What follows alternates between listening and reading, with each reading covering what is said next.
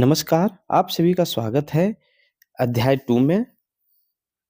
अध्याय 2 हम पढ़ेंगे, जिसका टॉपिक है ग्लोब अक्षांश एवं देशांतर। ग्लोब पर वह काल्पनिक रेखाएँ जिसको हम अक्षांश बोलते हैं या फिर देशांतर बोलते हैं, उस काल्पनिक रेखाओं के बारे में हम पढ़ेंगे, उसके क्या-क्या महत्व है हमारे लाइफ में। आखिर हम इन रेखाओं को क्यों खींचे हुए हैं अपने अर्थ पर, इसके बारे में हम समझने का प्रयास करेंगे। चलिए शुरुआत करते हैं। देखिए ग्लोब, ग्लोब पृथ्वी का लघुत्तम रूप एवं वास्तविक प्रतिरूप है। क्या बोला गया है? ग्लोब क्या है? ग्लोब पृथ्वी का ही एक लघुत्तम रूप है। अगर हम पृथ्वी को सिकोड़ते चले जाएँ और एक फुटबॉल का आकार दे दें, तो वो जो रूप हमारे पास आएगा फुटबॉल, उसी को हम क्या बोलेंगे? ग्लोब बोलेंगे। ग्लोब विभिन्न आकार एवं प्रकार के होते हैं।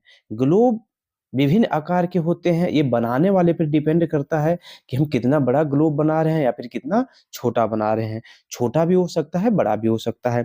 बड़े ग्लोब जिसे आसानी से एक स्थान से दूसरे स्थान पर नहीं ले जाया जा सकता है। अब बड़ा ग्लोब का क्या नुकसान है कि एक जगह से दूसरी जगह पर हम नहीं आसानी से ले जा सकते हैं। लेकिन छोटे ग्लोब तथा गुब्बारे जैसे ग्लोब जिसे आसानी से एक स्थान से दूसरे स्थान तक ले जाया जा सकता है। लेकिन छोटे ग्लोब से क्या फ़ायदा है हमें कि उसको हम आसानी से कहीं ले जा सकते हैं। हम पिछले अध्याय में पढ़ चुके हैं कि पृथ्वी गोलाकार नहीं है। यह उत्तरी तथा दक्षिणी ध्रुवों पर थोड़ी चपटी और मध्य में थोड़ी उभरी हुई है। क्या है? देखिए, हम पहले ही पढ़ चुके हैं कि अर्थ जो है पूरा गोलाकार नहीं है, तो कैसा है अर्थ? तो इस तरह से है, देखिए इस तरह से, ठीक है? इस तरह थोड़ा-सा और ज़्यादा रहेगा। हुँ, इस तरह से है। यानी यहाँ पर थोड़ा चपटा है देखिए इस साइड, लेकिन इधर देखिए उभरा हुआ दिख रहा है आपको, इधर दोनों साइड जो आपको उभरा हुआ दिख रहा होगा, ठीक है? तो इस तरह से हमारा अर्थ है। गोल पृथ्वी पर किसी स्थान का निर्धारण अत्यंत कठिन होता है। अब देखिए क्या होता है कि एक गोल हम बना दिए हैं। चलिए इसको हम गोल बनाए हुए हैं। यहाँ पर हमने एक एक पॉइंट लिया है। अब हम बताना चाहें किसी को कि हम इस गोले में कहाँ पर पॉइंट लिए हैं, तो क्या हम बता पाएँगे? तो बहुत मुश्किल होगा बताना। क्यों बताना बहुत मुश्किल होगा? क्योंकि इसका हम निर्धारण सही से नहीं कर पा रहे हैं। लेकिन अब क्या उपयोग होगा देखिए, लेकिन कुछ बिंदुओं एवं रेखाओं की सहायता से स्थान का निर्धारण किया जा सकता है। अब देखिए हम इस गोलाकार को हम बनाए हुए हैं, इस छिद्र पर हम एक ठो पॉइंट लिए हैं। अब हम कैसे बताएँगे किस साइड में हमने लिया है? इस बिंदु का निर्धारण हम कर पाएँगे क्या? इस बिंदु का निर्धारण नहीं कर पाएँगे। तो इसको हम बताने के लिए क्या कर सकते हैं? 2 लाइन खींच सकते हैं इस तरह से, 1 लाइन खींच लिया और दूसरा लाइन क्या होगा? इस तरह से हम खींच सकते हैं लाइन। ठीक है? अब हम बता सकते हैं ये मेरा अगर नॉर्थ हो गया, ये साउथ, ये मेरा ईस्ट हो गया अगर और ये वेस्ट हो गया, तो हम बता सकते हैं कि साउथ और ईस्ट के साइड में यहाँ पर मतलब है, इस तरह से हम बता सकते हैं। ठीक है? ये बताने के लिए हम बता सकते हैं किसी तरह से। आप ग्लोब को देखें, एक सुई ग्लोब में झुकी हुई अवस्था में स्थित है, जिसे एच कह सकते हैं। अब एच के बारे में भी डेफिनेशन मिल जाएगा देखिए, एक सुई ग्लोब में झुकी हुई अवस्था में स्थित है, जिसे अक्ष कहते हैं। ग्लोब के वे 2 बिंदु जिससे होकर सुई गुजरती है, उत्तर एवं दक्षिणी ध्रुव है। अब यहाँ पर आते हैं इस फिगर पे। यहाँ पे देखिए एक सुई है, यहाँ पे देखिए एक सुई दिख रहा है आपको, यानी इस तरह से सुई एक ठो इसमें डाला हुआ है, सीधा करके, ठीक है?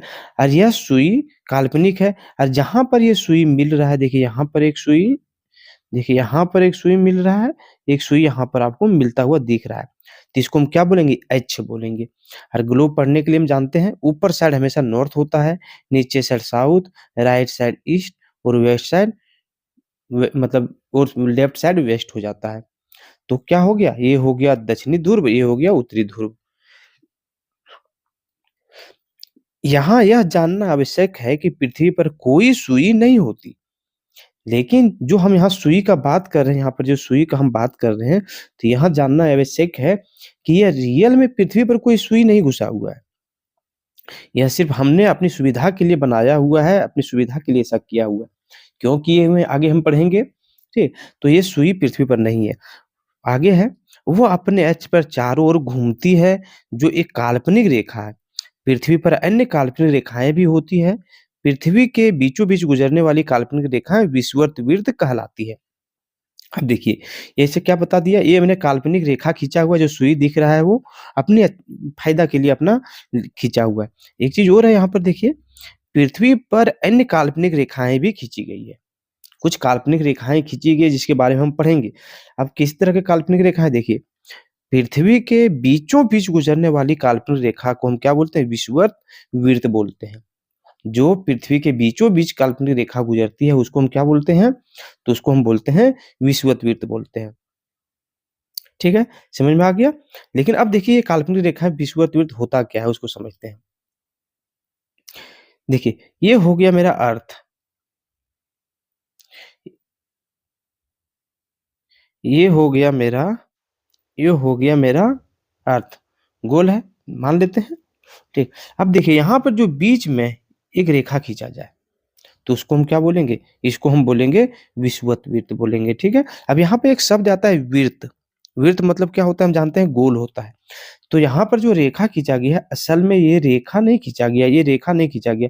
असल में क्या है, एक आप फुटबॉल लीजिए, अरे फुटबॉल के बीच में यानी एक तो गेंद लीजिए आप छोटा-सा और गेंद के बीच में आप एक रस्सी का धागा घुमाइए चारों तरफ, वह क्या बनेगा? वह गोल वृत्त बन जाएगा।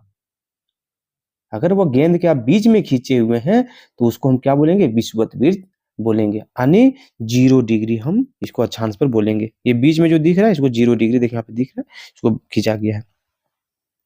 आगे देखिए, यह पृथ्वी को 2 बराबर भागों में बाँटती है। कौन? विषुवत वृत्त जो यहाँ पे 0 डिग्री का आपको दिख रहा है लाइन, ये क्या करता है? पृथ्वी को यह पृथ्वी को 2 बराबर भागों में बाँटते हैं, एक उत्तरी गोलार्ध एवं दक्षिणी गोलार्ध। अब देखिए यहाँ पर जो उत्तर साइड में आपको दिख रहा है ये हो गया उत्तरी गोलार्ध और जो साउथ साइड में आपको दिख रहा है ये हो गया कौन सा गोलार्ध? साउथ गोलार्ध हो गया, यानी दक्षिणी गोलार्ध हो गया। देखिए ये वाला देखिए जो क्षेत्र दिख रहा है ये वाला क्षेत्र, ये हो गया साउथ हेमिस्फेयर यानी दक्षिणी गोलार्ध और ये वाला जो साइड दिख रहा है ये है उत्तरी गोलार्ध दिख रहा है, ठीक है?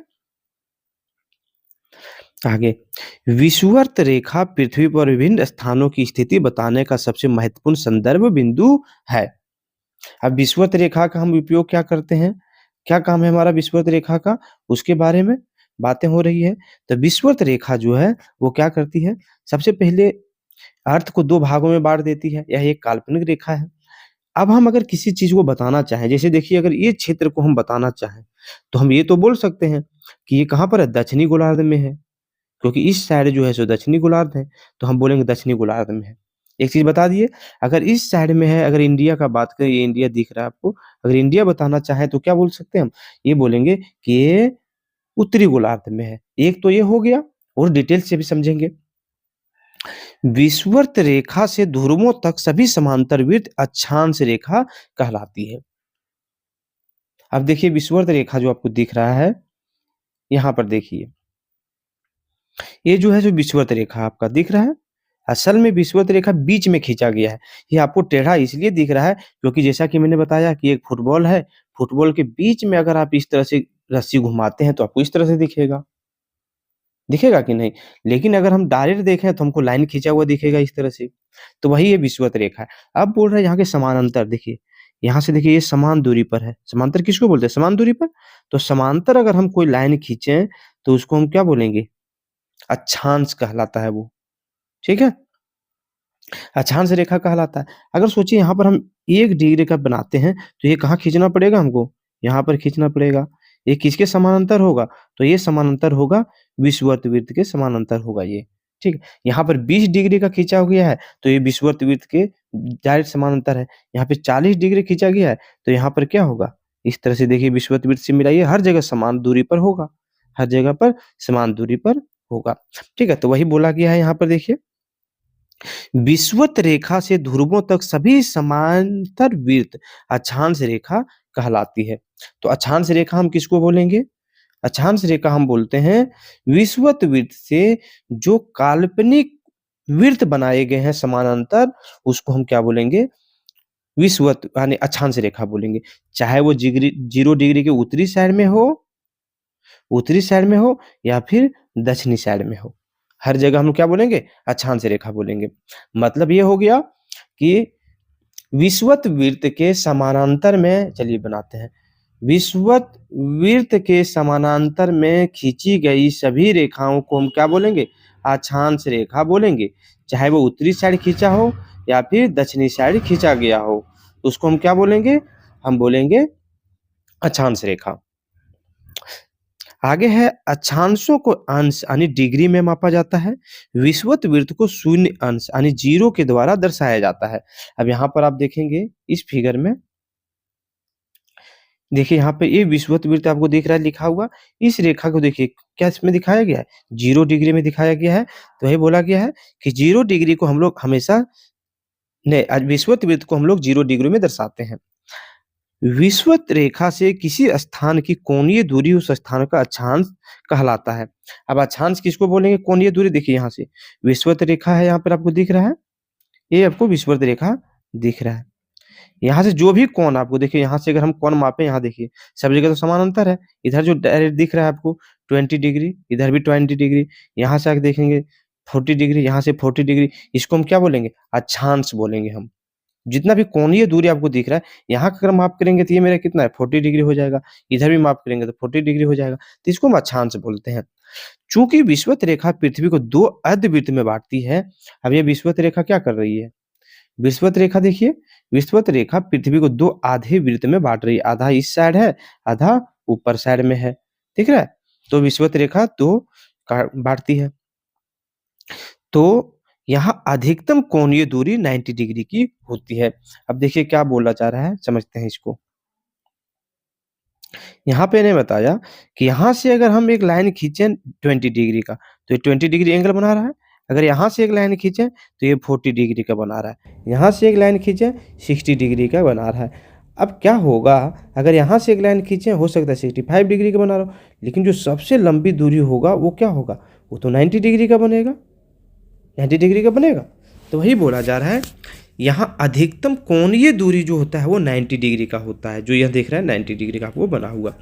उत्तरी गोलार्ध में स्थित अक्षांश रेखाओं को उत्तरी अक्षांश समांतर रेखाएं एवं दक्षिणी गोलार्ध में स्थित अक्षांश रेखाओं को दक्षिणी अक्षांश रेखाएं कहते हैं। अब इसको किस तरह से समझेंगे? यहाँ पे देखिए, इसमें देखिए फिगर में ये लाइन खींचा गया दिख रहा है, ये लाइन खींचा गया दिख रहा है, ये खींचा हुआ दिख रहा है। अभी हम यहाँ पे भी इसी तरह खींचा हुआ लाइन है। अभी हमने यहाँ पर इस बात को बताया कि मैप पढ़ने का सबसे अच्छा तरीका ये है कि सबसे ऊपर में आपको नॉर्थ मानना है, राइट साइड में ईस्ट, लेफ्ट साइड में वेस्ट और नीचे साउथ मानना है। अब यहाँ पर मेरा देख रही ईस्ट का जो ये दिख रहा है, ये विषुवत रेखा है। तो इसके अगर नीचे साइड आएंगे हम तो साउथ साइड है, तो उसको हम क्या बोलेंगे? साउथ। आने देखिए बोलते हैं हम दक्षिणी अक्षांश बोलते हैं साउथ साइड वाला, दक्षिण साइड में। और उत्तर तरफ जो है उसको क्या बोलते हैं? उत्तरी अक्षांश बोलते हैं। उत्तर साइड कुछ भी बताना हो तो हम उसको उत्तरी अक्षांश बोलेंगे, और नीचे साइड कुछ भी बताना हो तो दक्षिणी अक्षांश हम बोलेंगे। यही कारण है कि अक्षांश के मान के साथ उसकी दिशा भी लिखी जाती है। अब यहाँ देखते हैं, आप देखिए इस फिगर में देखिए, यहाँ पर आपको दिखेगा यहाँ क्या लिखा हुआ है? 20 डिग्री उत्तरी अक्षांश। यहाँ देखिए 20 डिग्री दक्षिणी अक्षांश दिख रहा है। यहाँ 40 डिग्री दिख रहा है उत्तरी, यहाँ 40 डिग्री दक्षिणी। अब इस साइड अगर देखेंगे, यहाँ भी 20 डिग्री उत्तरी, यहाँ भी 40 डिग्री उत्तरी, लेकिन इधर दक्षिणी, इधर दक्षिणी। मतलब ये हो गया कि विषुवत वृत्त के नीचे साइड यानी दक्षिणी साइड दर्शाने के लिए जो भी कोण हम लेंगे उसमें द लिखा हुआ रहेगा, यानी दक्षिणी अक्षांश लिखा हुआ रहेगा। उत्तरी साइड को अगर दर्शाना हो तो उसमें क्या लिखा रहेगा? दक्षिणी यानी उत्तरी अक्षांश लिखा हुआ रहेगा। सामान्यतः इसे उत्तरायणी एन तथा दक्षिणी एस के द्वारा व्यक्त किया जाता है।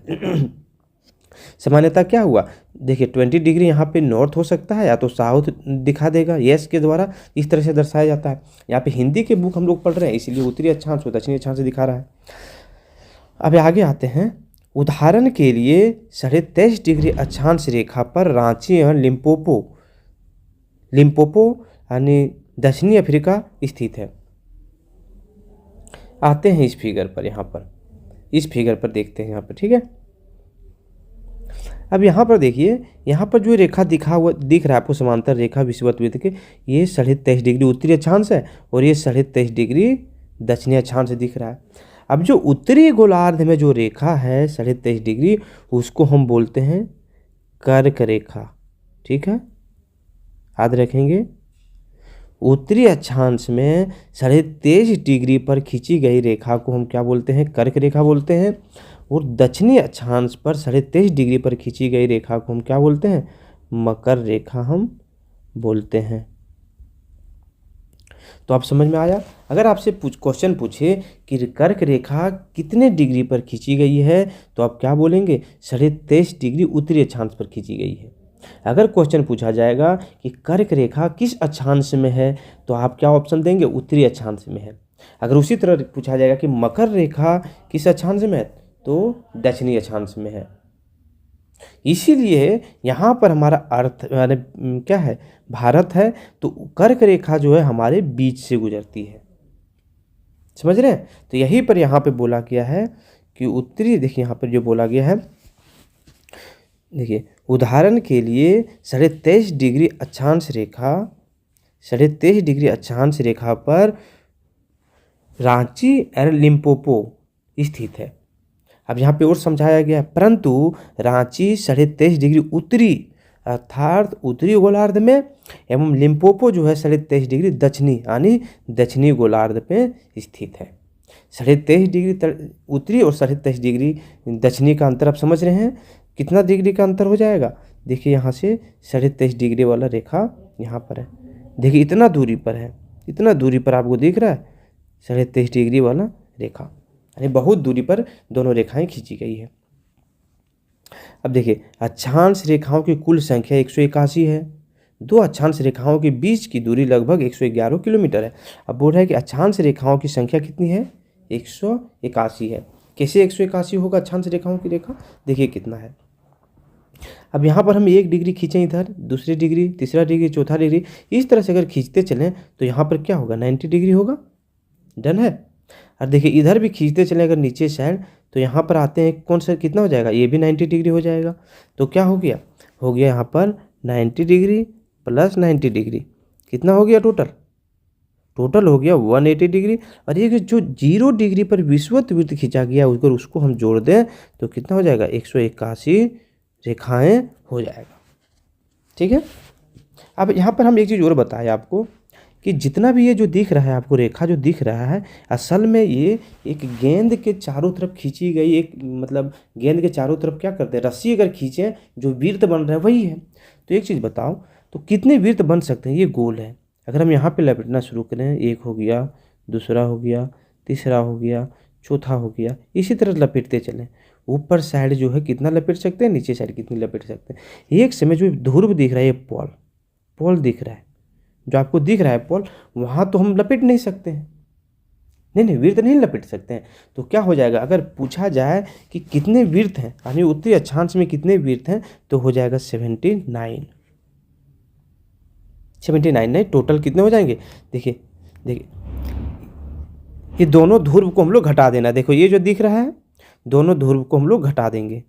कितना? 81 में दोनों ध्रुव को अगर घटा देंगे 179 जो है वृत्त खींचे गए हैं, यानी रेखाएं चारों तरफ अर्थ के चारों तरफ खींची गई है। ठीक है। इसमें सबसे बड़ी जो है वृत्त कौन सा हो जाएगा? विषुवत वृत्त हो जाएगा। और 90 डिग्री पर क्या है? डेसिमल है, यानी एक तो पॉइंट है, तो उसको हम लोग क्या, भले उसको हम गिन रहे हैं 181 रेखाओं में, लेकिन एक वृत्त नहीं है वो। समझ में आ गया? अब एक चीज़ और है कि देखिए ये है 0 डिग्री और ये है 1 डिग्री। तो जो रेखा खींची गई है 0 डिग्री और 1 डिग्री की रेखाओं के बीच की दूरी कितनी है? 111 किलोमीटर है, क्योंकि अर्थ बहुत बड़ा है उसका शेप, तो इतना दूरी पर रेखाएं खींची गई है। यही यहाँ पर लिखा है। फिर से समझिए, अक्षांश रेखाओं की कुल संख्या 181 है। दो अक्षांश रेखाओं के बीच की दूरी लगभग 111 किलोमीटर है। समझ में आ गया बाकी? ये इंपॉर्टेंट है, पूछा जाएगा। विषुवत वृत्त से उत्तर अथवा दक्षिण की ओर जाने पर अक्षांश वृत्तों का आकार घटता जाता है, जिसे चित्र 2.4 में दर्शाया गया है। 2.4 में दर्शाया गया, आप नहीं समझ पाओगे। इसको हम इस तरह से समझने का प्रयास करते हैं। एक यहाँ पर हम वृत्त बनाते हैं, ठीक है, एक हम वृत्त बना दिए, ठीक है, एक वृत्त बन गया। अब क्या होगा? एक यहाँ पर मैंने रस्सी लपेटा, यहाँ पर एक रस्सी मैंने लपेटा है, डन है, एक रस्सी लपेटा। दूसरा मैंने यहाँ पर लपेटा है, डन है।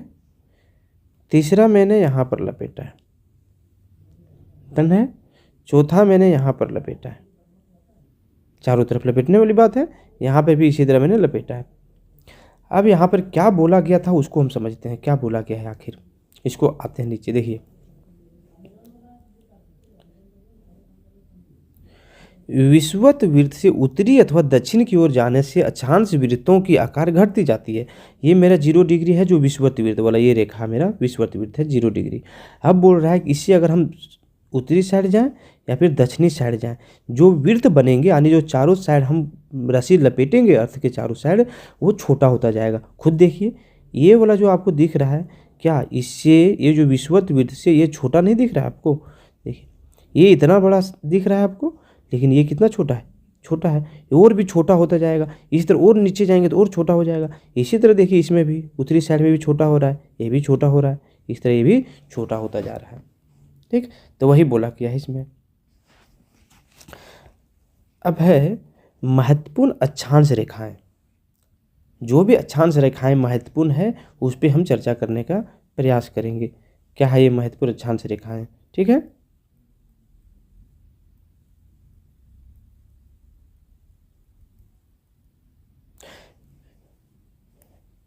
महत्वपूर्ण अक्षांश रेखाओं के बारे में पढ़ते हैं। विषुवत रेखा से किसी समान कोणीय दूरी वाले स्थानों को मिलाने वाली रेखा को अक्षांश रेखा कहते हैं। ये तो हमने पहले पढ़ा है कि विषुवत रेखा से समान कोणीय दूरी वाले स्थानों को मिलाने वाली रेखा को हम अक्षांश रेखा कहते हैं। आइए फिर से एक फिगर से समझते हैं इसको। ये हो गया मेरा अर्थ, ठीक है, अर्थ हो गया। अब यहाँ पे मेरा विषुवत वृत्त है, यहाँ पे विषुवत वृत्त है, डन है, बीच में खींचा गया है, हो सकता है इधर उधर हो। अब यहाँ से अगर हम यहाँ लाइन मिलाएं, यहाँ लाइन मिलाएं, दोनों समान लाइन मिल रहा है, देखिए दोनों समान में ही है, ठीक है। हो सकता है थोड़ा सा गलत हो लाइन में। अब देखिए ये जो समान दूरी आपको दिख रहा है, दोनों हो सकता है कि 40 डिग्री का एंगल बना रहा हो। मैंने प्रयास किया 40 डिग्री एंगल बनाने का, हो सकता है बना रहा हो 40 डिग्री का। यही है कि विषुवत रेखा से किसी समान कोणीय दूरी वाले स्थानों को मिलाने वाली अक्षांश रेखा को हम क्या बोलेंगे, न रेखा को हम अक्षांश रेखा बोलते हैं। तो देखिए ये समान दूरी पर मिल रहा है 40, ये भी 40, तो ये जो रेखा खींची गई इसी को हम क्या बोलेंगे, अक्षांश रेखा बोलेंगे। कौन सा अक्षांश रेखा, तो 40 डिग्री उत्तरी अक्षांश रेखा, डन है। अब है अक्षांश रेखाएं सदैव पूरब से पश्चिम की ओर खींची जाती है। अब अक्षांश रेखा जो खींची जाती है वो किसे खींची जाती है, पूरब से पश्चिम की ओर खींची जाती है। याद रखेंगे, बहुत इंपॉर्टेंट हो सकता है क्वेश्चन पूछा जाए कि अक्षांश रेखा जो है सो अक्षांश रेखा सदैव पूरब से पश्चिम की ओर खींची जाती है। अब एक है विषुवत वृत्त यानी 0 डिग्री उत्तरी ध्रुव, 90 डिग्री दक्षिणी ध्रुव, 90 डिग्री साउथ के अतिरिक्त 4 अन्य महत्वपूर्ण रेखाएं अक्षांश रेखाएं और भी हैं। ये देखिए अभी एक बोल रहा है फिगर, यहाँ पे आई समझते हैं। यहाँ पे देखिए सब उत्तरी अच्छी तरह से दिखाया गया। 4 रेखाओं के बारे में बात हुई है। कौन कौन सी रेखा है, सबसे पहले देखिए विषुवत वृत्त रेखा, ये हो गया बीच वाला। दूसरा हो गया उत्तरी गोलार्ध में जो रेखा 23.5 डिग्री पर खींचा गया है। तीसरा हो गया ये देखिए यहाँ पर जो एक रेखा खींची गई है, ठीक है। उसी तरह देखिए ये दक्षिणी गोलार्ध में खींचा गया है 23.5 डिग्री पर, और ये दक्षिणी गोलार्ध में देखिए यहाँ पर खींचा गया। और ये एक रेखा जो आपको दिख रहा है ये 90 डिग्री वाला दिख रहा है, और ये 90 डिग्री वाला आपको दिख रहा है उत्तरी गोलार्ध में। तो कितने रेखाएं होंगे डायरेक्ट, देखिए क्या बोला गया था, विषुवत वृत्त 0 जो है उत्तरी ध्रुव में 90 डिग्री, दक्षिणी ध्रुव में इतना के अतिरिक्त 4 अन्य महत्वपूर्ण रेखाएं खींची गई है। अब कौन कौन से हमको छोड़ना है, विषुवत वृत्त को हम लोग को छोड़ देना है, इसको छोड़ना है, इसको छोड़ देना है। उसके बाद देखिए 4 रेखाएं आपको मिलेंगे। कौन कौन है, एक रेखा देखिए ये दोनों रेखा मिल रहा है, और फिर ये देखो दोनों रेखा मिल रहा है, 4 रेखाएं आपको मिल रहा है। तो 4 रेखाओं के बारे में हम लोग समझेंगे। इस रेखाओं को क्या बोलेंगे हम, सबसे पहले देखिए उत्तरी गोलार्ध में कर्क रेखा जो 23.5 डिग्री नॉर्थ में खींची गई है। हमने बताया कि विषुवत वृत्त से अगर उत्तरी साइड में 23.5 डिग्री में जो खींची गई रेखा है उसको हम क्या बोलते हैं, उसको हम बोलते हैं कर्क रेखा। और दक्षिणी साइड में जो खींची गई रेखा है 23.5 डिग्री पर दक्षिणी में, उसको बोलते हैं मकर रेखा। इसके बारे में ऑलरेडी समझे हैं। तो दक्षिणी साइड में हम बोलते हैं मकर रेखा। और उत्तरी गोलार्ध में उत्तरी ध्रुव वृत्त जो 23.5 डिग्री पर खींचा गया है, और जो 23.5 डिग्री देखिए यहाँ पर खींचा गया 23.5 डिग्री, उसको हम क्या बोलते हैं? उत्तरी ध्रुव वृत्त बोलते हैं। और जो दक्षिणी साइड में खींचा गया 23.5 डिग्री पर, उसको बोलते हैं हम दक्षिणी ध्रुव वृत्त। ठीक, अब एक एक करके फिर देखते हैं। सबसे पहले बीच में जो रेखा काल्पनिक रेखा खींची गई है वो है विषुवत रेखा जो 0 डिग्री पर है। उत्तरी साइड में 23.5 डिग्री पर खींचा गया है उसको बोलते हैं कर्क रेखा। दक्षिणी साइड में 23.5 डिग्री पर खींचा गया उसको बोलते हैं मकर रेखा। और जो उत्तरी ध्रुव वृत्त पर खींचा गया है उसको बोलते हैं हम क्या बोलते हैं? उसको बोलते हैं उत्तरी ध्रुव वृत्त। और जो दक्षिणी साइड में है उसको बोलते हैं दक्षिणी ध्रुव वृत्त बोलते हैं। हो गया। अब आते हैं पृथ्वी के ताप कटिबंध। पृथ्वी के ताप कटिबंध क्या है उसको समझते हैं।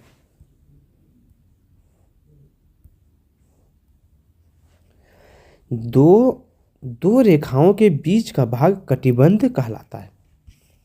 अब यहाँ पर आप देखिए, ये हो गया विषुवत वृत्त और ये हो गया मकर रेखा। इस दोनों के भाग के बीच का जो रेखा दिख रहा है, लाइन मतलब क्षेत्र दिख रहा है, उसको हम क्या बोलेंगे? कटिबंध बोलेंगे। क्या बोलेंगे? कटिबंध बोला जाता है। उसी तरह अगर इधर बात करें, कर्क रेखा और उत्तरी ध्रुव वृत्त जो है, इसके बीच में जो रेखा है मतलब लाइन खाली जगह है, उसको हम क्या बोलेंगे? उसको हम बोलेंगे कटिबंध। ठीक है, कटिबंध बोला जाता है दो रेखाओं के बीच के। अब पृथ्वी के अपने अक्ष पर झुके होने के कारण कर्क और मकर रेखाओं के बीच सूर्य की किरणें वर्ष भर लगभग लंबवत पड़ती है। क्या बोला गया यहाँ पर? अर्थ देखिए इस तरह से है, ये अर्थ खींचा गया। अब दिखाया गया था सूर्य इस तरह से। अब ये कितना है? 23.5 डिग्री झुका हुआ है अपने अक्ष पर अर्थ। अब अर्थ जो है जो 23.5 डिग्री झुका होने के कारण जो सूरज का जो रोशनी है, यहाँ पर देखिए, यहाँ पर ये जो क्षेत्र दिख रहा है मकर कर्क, यहाँ पे हमेशा क्या होता है? लंबवत पड़ता है, यहाँ पर पड़ते रहता है, यहाँ पे पड़ते रहता है। इधर पढ़ने में थोड़ा सा ज़्यादा दूरी तय करना पड़ेगा, इधर भी ज़्यादा दूरी तय करना पड़ेगा, तो लंबवत पड़ते रहता है। इसलिए इस क्षेत्र में सर्वाधिक सूर्य ताप की प्राप्ति होती है। अब यहाँ सूर्य का ताप जो है लंबवत पड़ रहा है, तो यहाँ पे सूर्य भी ज़्यादा तेज रोशनी देगा, यानी गर्मी भी ज़्यादा रहेगा। तो इसीलिए बोला गया है कि यहाँ पे सूर्य ताप अधिक रहता है, अतः इसे उष्ण कटिबंध कहा जाता है। उष्ण कटिबंध यानी उष्ण मतलब होता है गर्म, और कटिबंध मतलब क्या हो गया? दो रेखाओं के बीच के स्थान को कटिबंध बोलते हैं। तो इसीलिए हम इसको क्या बोलते हैं? उष्ण कटिबंध बोलते हैं। अब इसको एक बार फिर से क्लियर करते हैं। कर्क और मकर रेखाओं के बीच सूर्य की किरणें वर्ष भर लगभग लंबवत पड़ती है, इसलिए इस क्षेत्र में सर्वाधिक सूर्य ताप की प्राप्ति होती है, अतः हम इसे उष्ण कटिबंध कहते हैं। ठीक है, आगे देखिए। इस प्रदेश में जलवायु परिवर्तन की स्थिति नहीं देखी जाती। यहाँ सालों भर ग्रीष्म ऋतु रहती है। अब यहाँ पर जो है सो सर्वाधिक क्या हो रहेगा? ग्रीष्म ऋतु रहता है, क्योंकि गर्मी हमेशा पड़ते रहता है। यहाँ पे सूर्य ताप हमेशा पड़ता है, 12 महीना सूर्य ताप पड़ता है, जिसके कारण क्या होता है? यहाँ पर ज़्यादा जलवायु का परिवर्तन नहीं हो पाता, और नहीं हो पाने के कारण यहाँ पर गर्मी हमेशा रहता है। यही बोला गया है।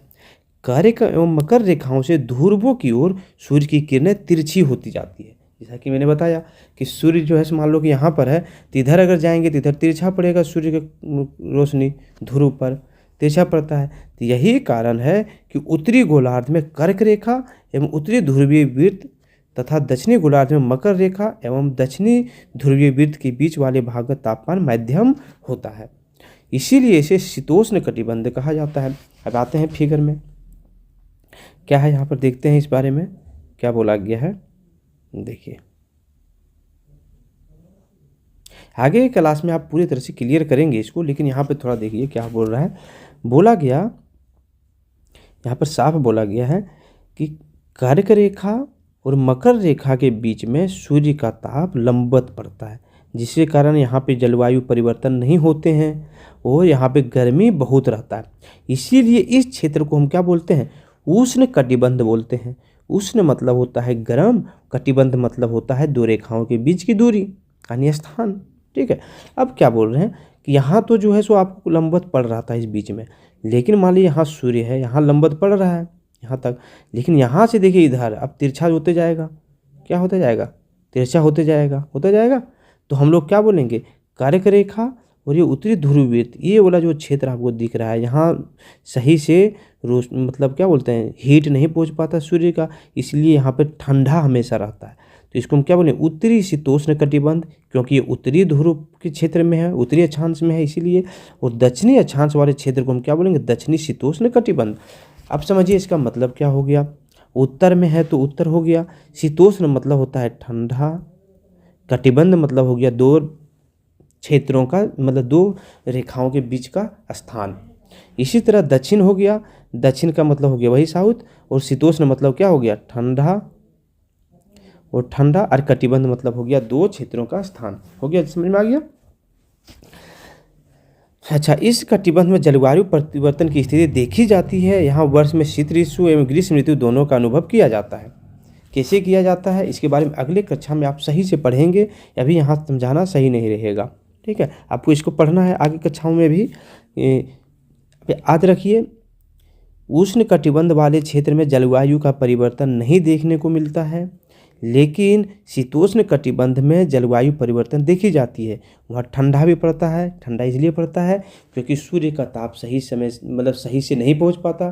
तो अब सवाल आता है कि ग्रीष्म ऋतु क्यों पड़ते हैं जब सूर्य का ताप सही से नहीं पड़ पाता। तो साल के कुछ महीने ऐसे होते हैं, सूर्य के 23.5 डिग्री के अपने अक्ष पर झुके होने के कारण वहाँ पर सूर्य का ताप पड़ता है कुछ महीने, इसीलिए वहाँ पर ग्रीष्म ऋतु भी आते हैं। ठीक है, अब है उत्तरी गोलार्ध एवं उत्तरी ध्रुवीय वृत्त एवं उत्तरी ध्रुव तथा दक्षिणी गोलार्ध में दक्षिणी ध्रुव वृत्त और दक्षिणी बीच के अत्यंत अनुभव किया जाता है। मतलब क्या बोला गया, यहाँ पे ये बोला गया है, देखिए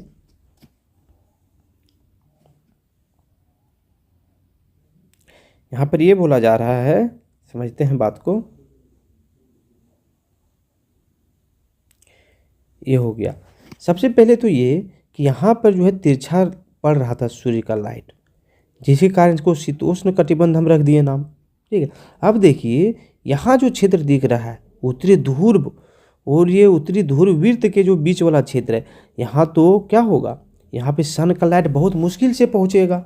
इसी तरह इधर भी होगा, यहाँ पर जो है क्या है, सन का लाइट बहुत मुश्किल से पहुँचेगा। तो जब सन का लाइट नहीं पहुँचेगा तो इसका मतलब क्या हुआ, वहाँ पर बहुत ठंडा है।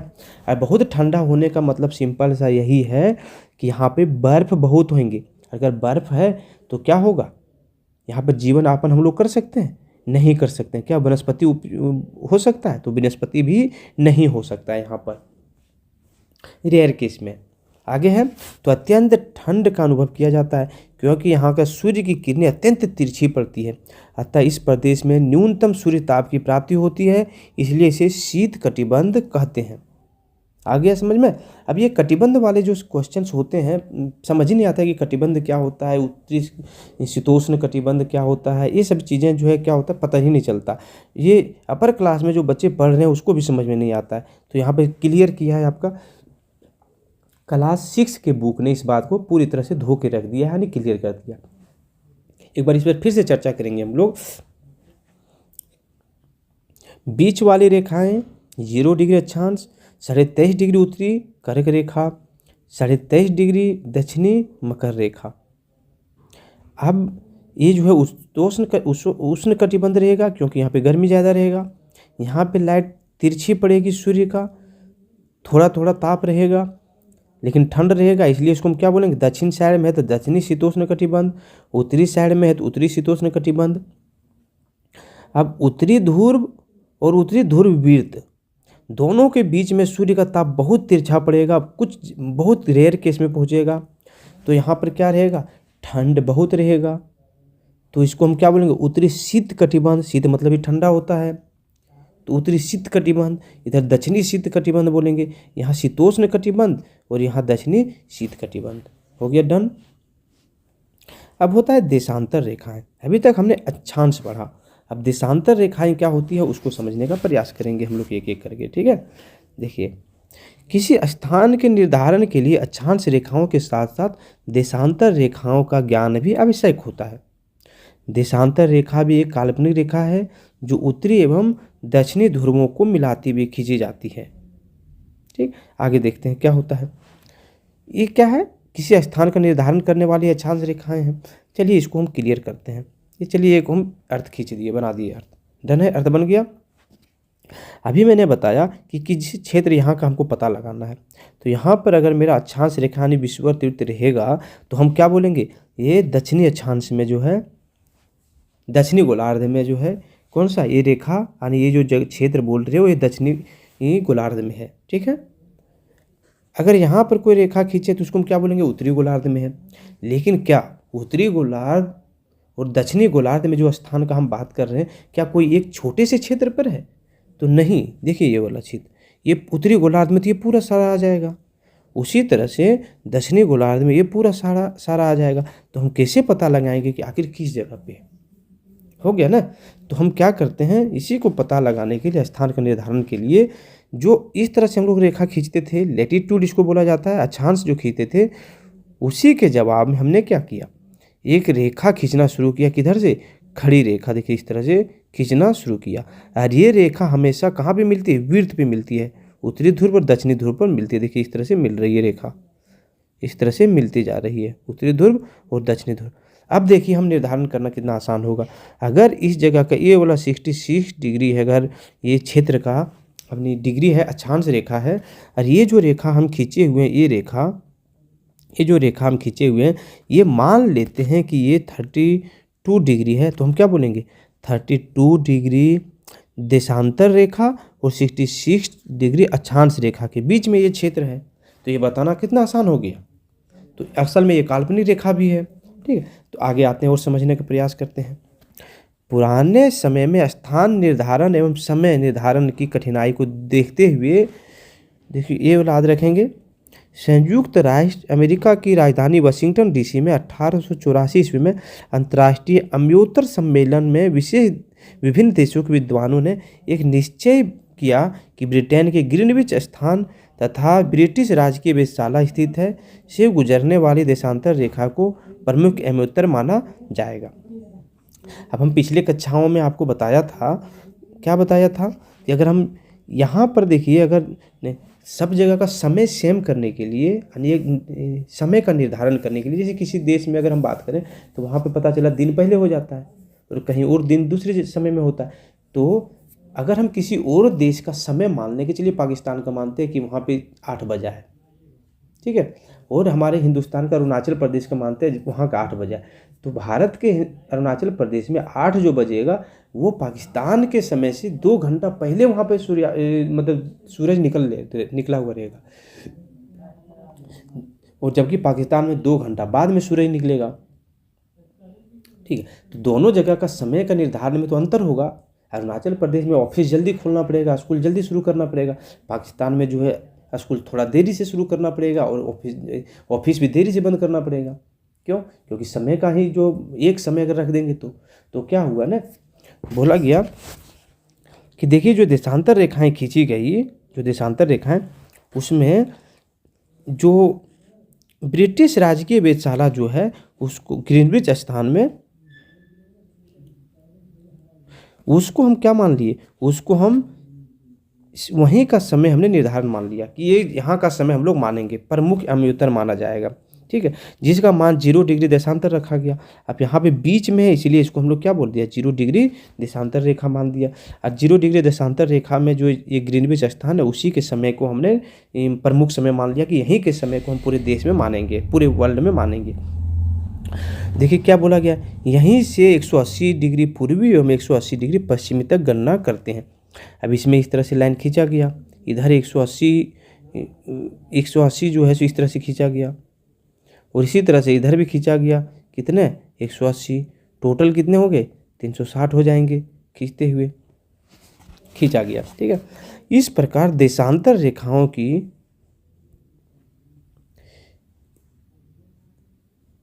इस प्रकार कहाँ है, हाँ, इस प्रकार देशांतर रेखाओं की कुल संख्या 360 है।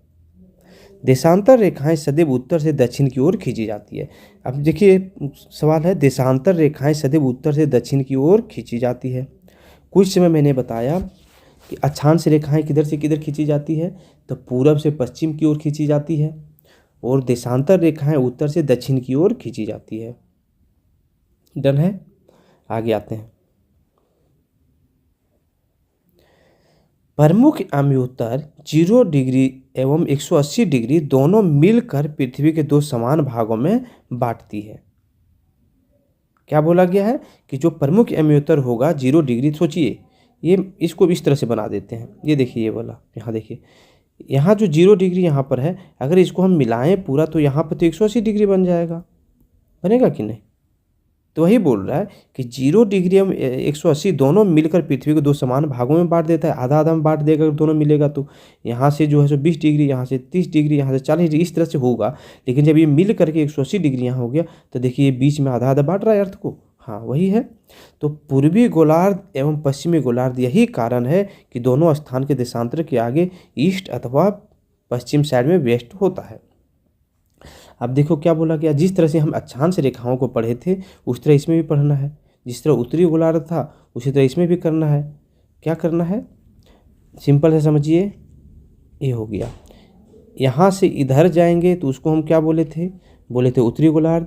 इधर जाएंगे तो क्या बोलेंगे, दक्षिणी गोलार्ध। अब इस रेखा के इधर जाएंगे तो हम क्या बोलेंगे, पूर्वी गोलार्ध। और इस रेखा के इधर जाएंगे तो हम क्या बोलेंगे, पश्चिमी गोलार्ध। सिंपल से यही है। यहाँ पर यह जानना आवश्यक है कि 180 डिग्री पूर्वी एवं पश्चिमी देशांतर रेखा एक ही रेखा है। अब क्या बोला गया है, समझिए। 180 डिग्री जो पूर्वी रेखा है, देखिए 180 डिग्री पूर्वी रेखा और पश्चिमी देशांतर रेखा एक ही रेखा है, यही बात बोला गया है। आगे, देशांतर रेखाएं अर्धवृत्त होती है, विषुवत रेखा पर इनके बीच की दूरी बराबर होती है। 0 डिग्री अक्षांश रेखा पर दो देशांतर रेखाओं के बीच की दूरी 111.32 किलोमीटर होती है, जो ध्रुवों पर घटकर 0 हो जाती है। क्या बोला गया, समझिए। इस तरह को फिर से फिगर पर आते हैं। ये अर्थ बना दिए हम, ठीक है। अब क्या बोला गया है, ये हो गया 0 डिग्री देशांतर। अब यहाँ से जो भी रेखा खींची जाएगी इस तरह से सारा वृत्त पर ही मिलेंगे, दोनों साइड सारा रेखा वृत्त पर मिलेंगे, सारा रेखा वृत्त पर मिलेंगे। देखिए सारा रेखा किस पर मिलेगा, वृत्त पर मिलते जाएगा, सारा रेखा वृत्त पर मिलेगा, मिल गया वृत्त पर। हाँ, ये मेरा 0 डिग्री हो गया, डन है। अब इस रेखा के इस साइड जाएंगे तो हो जाएगा पूर्वी गोलार्ध, इधर आएंगे तो पश्चिमी गोलार्ध हो गया।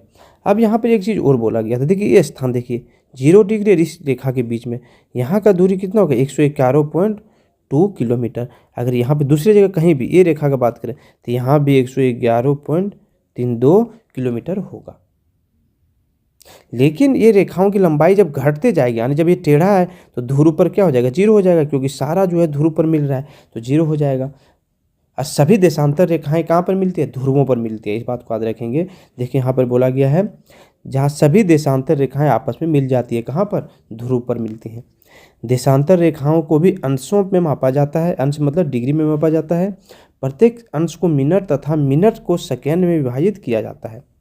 प्रत्येक अंश को मिनट, डिग्री हो गया। अब डिग्री के बाद अगर छोटा छोटा और बन रहा है तो उसको मिनट में मापेंगे, और मिनट में भी और छोटा रह गया तो उसको हम क्या बोलेंगे, सेकेंड रूप में मानेंगे। तो ग्लोब पर अक्षांश रेखाएं एवं देशांतर रेखाओं के जाल को ग्रिड कहा जाता है। अब ग्लोब में देखिए इस तरह का, देखिए अक्षांश रेखाएं देशांतर रेखाओं का जो जाल बन गया है दोनों साइड से मिलने से, उसको हम क्या बोलते हैं, ग्रिड कहते हैं, याद रखेंगे।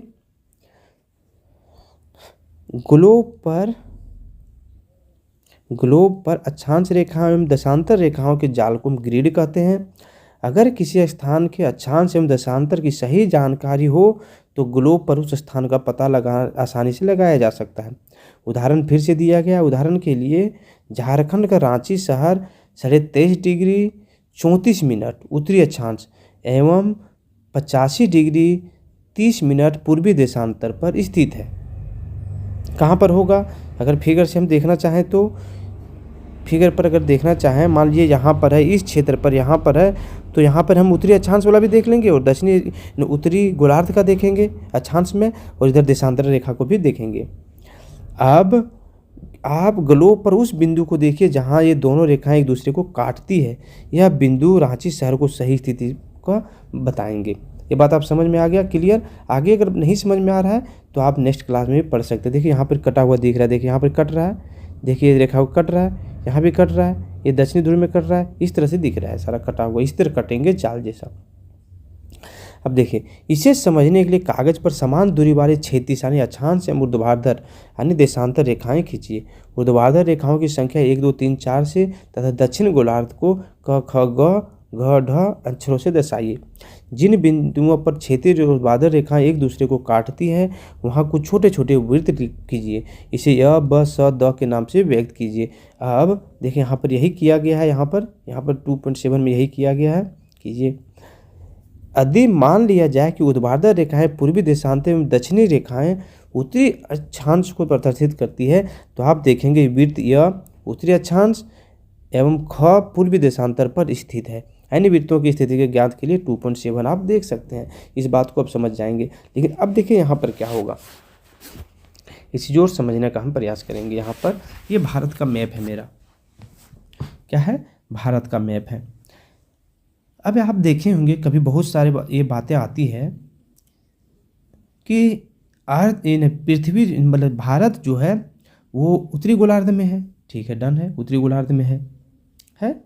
अब यहाँ पे देखिए इस तरह से समझिए, अर्थ है यहाँ पे इस तरह से खींचा गया लाइन, उत्तरी गोलार्ध यहाँ पर है, ये देशांतर रेखा में नहीं खींचा, ये अक्षांश रेखा में नहीं खींचा, यहाँ पर बीच में। यानी क्या होगा, ये ईस्ट नॉर्थ में है, यानी उत्तरी ये हो गया आपका नॉर्थ, ये हो गया ईस्ट, तो इसके बीच में है। इसको हम क्या दर्शाएंगे, पूर्वी उत्तरी पूर्वी बोलेंगे, उत्तरी पूर्वी गोलार्ध बोलेंगे, या फिर इसको हम पूर्वी उत्तरी गोलार्ध बोलेंगे। यहाँ पर है भारत, तो इसका मतलब जहाँ पे भारत है वहाँ से एक देशांतर रेखाएं भी तो गुजर रही है और वहाँ से अक्षांश रेखाएं भी गुजर रही है।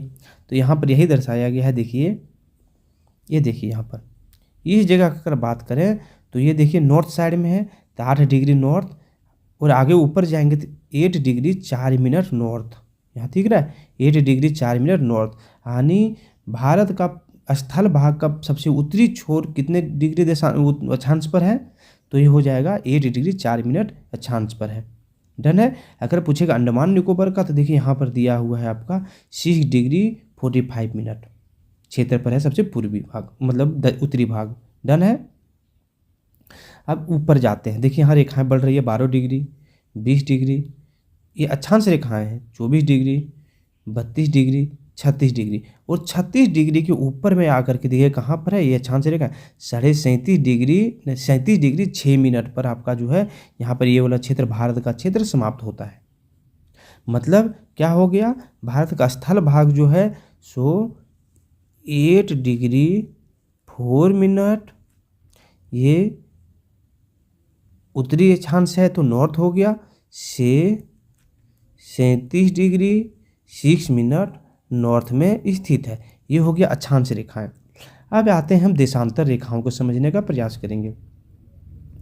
देशांतर रेखाएं देखिए यहाँ पर दिख रहा है, ये रेखा आया हुआ देखिए 28 डिग्री वाला, ये यहाँ पर ये दिख रहा है, ठीक है, ये रेखाएं खींची हुई आ रही है। 68 रेखाएं देखिए, ये 68 वाला जो दिख रहा है 68 डिग्री ईस्ट साइड है, क्योंकि हमने भी बताया फिगर में कि हम कहाँ हैं, पूर्वी साइड में है। देखिए यहाँ पे पूर्वी साइड में है तो यहाँ पूर्वी साइड दिख रहा है। तो अगर पूछा जाए कि देशांतर रेखाएं कहाँ हैं तो 68 डिग्री 7 मिनट से कहाँ तक जाएगा, यहाँ पर देखिए, यहाँ पर ये देखिए 96 के आगे है तो 97 डिग्री 25 मिनट में स्थित यानी देशांतर रेखाएं में स्थित है। अब आगे चलते हैं, देशांतर और समय क्या होता है। देशांतर और समय, इस पे चर्चा करेंगे।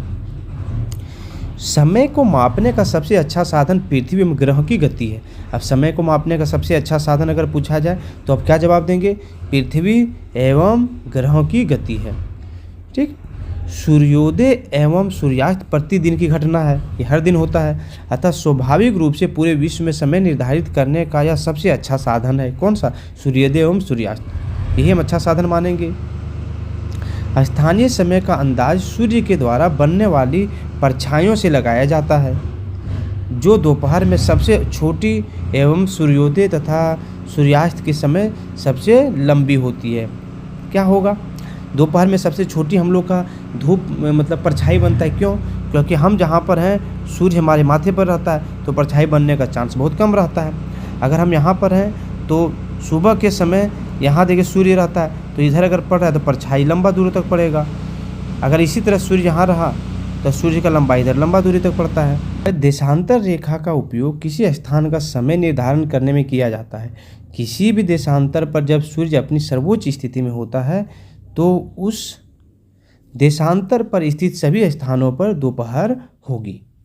ठीक है, देशांतर का रेखा का उपयोग हम लोग क्या करते हैं, किसी स्थान के समय का निर्धारण करने के लिए करते हैं।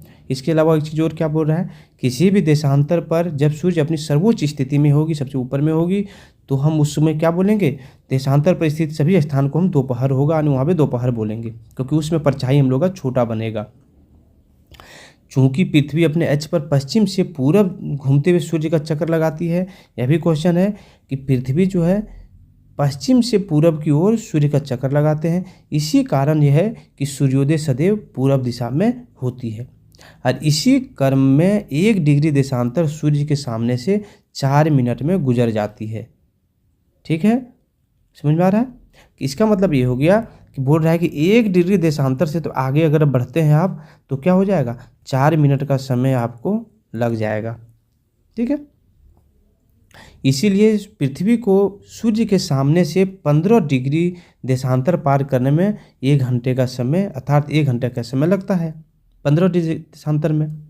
इस गणना से पूरे 360 डिग्री देशांतर को पार करने में 24 घंटे का समय लगेगा। अब समझिए इस बात को, ये मेरा अर्थ है। ठीक है, ये हो गया मेरा देशांतर रेखा। ये देशांतर रेखा मेरा खींचा गया है चारों तरफ देशांतर रेखा। अब यहाँ क्या बोल रहा है, ये 360 डिग्री है टोटल। अब 1 डिग्री को पास करने में 4 मिनट का समय लगता है। इस तरह 2 डिग्री को पास करने में सूर्य ताप कितना लगेगा, 8 मिनट का समय लगेगा। अब 1 डिग्री का जो है 1 डिग्री से दूसरी डिग्री के स्थान का दूरी कितना है, तो मैंने बताया 111.332 किलोमीटर है। यानी इतना किलोमीटर का दूरी पार करने में सूर्य ताप को 4 मिनट का लग जाता है समय, और यहाँ पे 8 मिनट लगता है इतना दूरी मतलब सूर्य ताप को पार करने में। और इसी तरह से बात करें तो 360 डिग्री पार करने में 24 घंटा लग जाता है।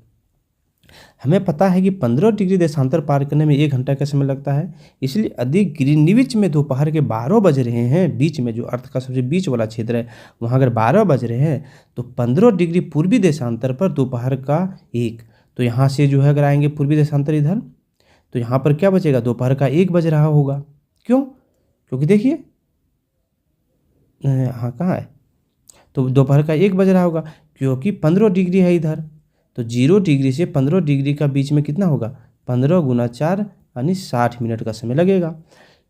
तो उसके बाद 15 पश्चिमी देशांतर पर सूर्य सुबह का 11 बजेगा। इसी तरह अगर पीछे आएंगे पश्चिम साइड तो वहाँ से 60 मिनट आप घटा दीजिए यानी 11 बजेगा।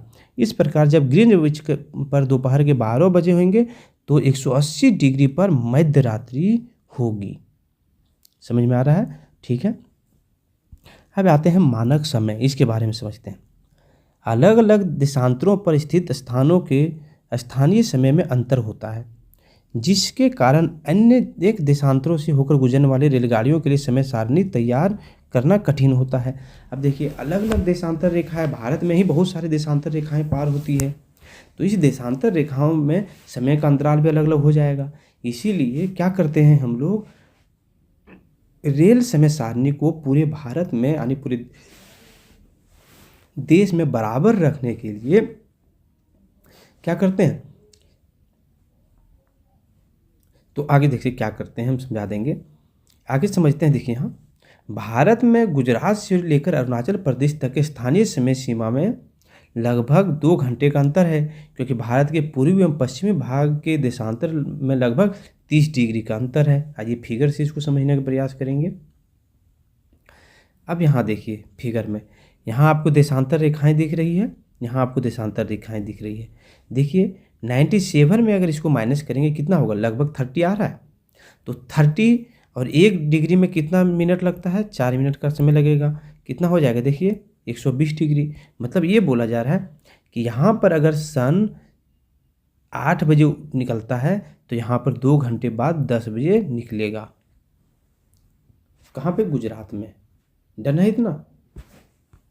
अरुणाचल प्रदेश और गुजरात के समय में इतना अंतर है, कितने 2 घंटे का।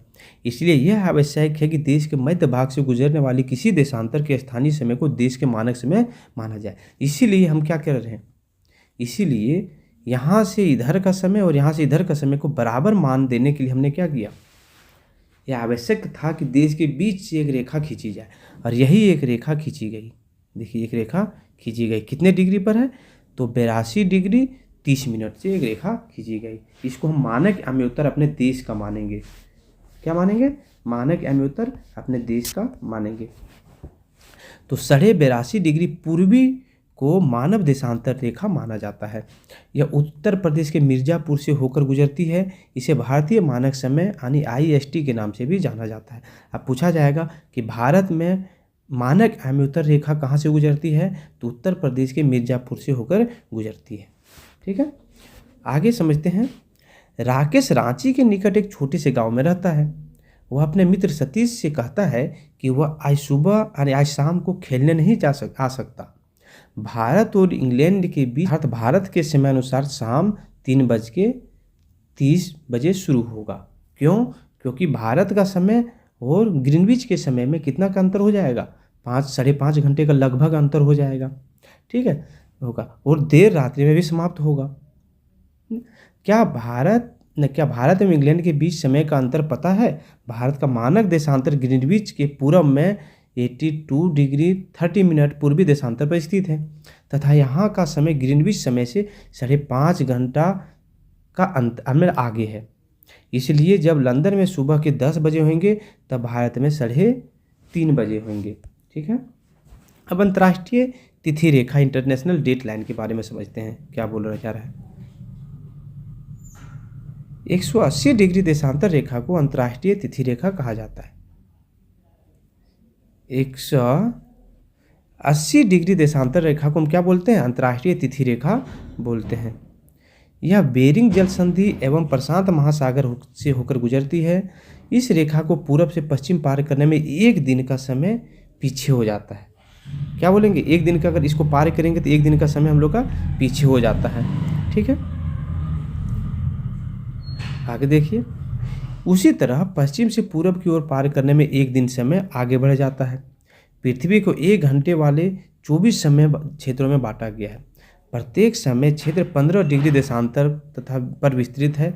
कुछ देशों में देशांतरीय विस्तार अधिकतम होने के कारण अधिक मानक रेखाएं अपनाई गई है। अब देखिए क्या बोला गया है, 15-15 डिग्री के अंतराल पर जो है 1 घंटे का समय लगता है पार होने में। तो इसीलिए 24 घंटे में जो है क्या किया गया है, 24 टाइम जोन में बांट दिया गया है, यानी 15-15 डिग्री करके टाइम जोन को बांट दिया गया है। लेकिन कई देश जो है सो बहुत बड़ा उसका क्षेत्रफल है, तो क्या किया गया है, उसके टाइम जोन को जो है एक ही देश में 3-4 टाइम जोन माना गया है। उदाहरण के लिए रूस को 11, देखिए उदाहरण के लिए रूस को 11 मानक समय क्षेत्रों में बांटा गया है। आप USA तथा कनाडा के मानक समय क्षेत्रों की संख्या का पता लगाइए, अभी पता लगाना है आपको। ठीक है, और यह चैप्टर यहीं पे समाप्त होता है। उम्मीद है आप पूरी तरह से समझ गए होंगे इस चैप्टर को। मैंने पूरी तरह से प्रयास किया है समझाने का। फिर भी अगर नहीं समझ पा रहे हैं तो आप वीडियो को एक बार और देखेंगे और नेक्स्ट क्लास की वीडियो को आप देखेंगे। ठीक है, तो दोस्तों अगर आप इस चैनल पर नए हैं तो चैनल को सब्सक्राइब कर दीजिए और वीडियो को अपने दोस्तों में भी शेयर कर दीजिए। धन्यवाद।